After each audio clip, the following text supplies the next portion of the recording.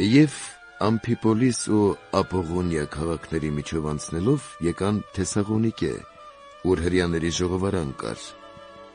Եվ ըստ իր սովորության Պողոսը մտավ նրանց մոտ և 3 շաբաթ օրեր նրանց հետ խոսեց գրքերից։ Բաց էր անում գրքերը և նրանց ապացուցում, թե Քրիստոս պետք է չարչարվեր և մեռելներից հարություն առներ, և ասում էր. «Նա է Քրիստոսը, Հիսուսը, որին ես քարոզում եմ ձեզ»։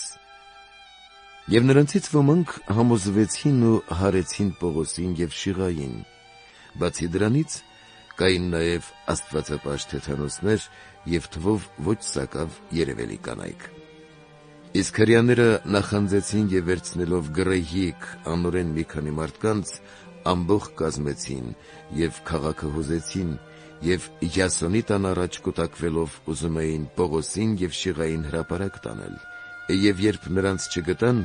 Յասոնին և եղբայրներից ոմանց քարշ տվին քաղաքապետների մոտ, բողոք բարձրացնելով, թե սրանք, որ աշխարհը հուզեցին,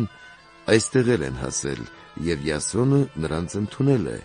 և սրանք բոլոր կայսեր հրամաններին հակառակ են գործում, մի ոման Հիսուսի մասին ասում են, թե թագավոր է։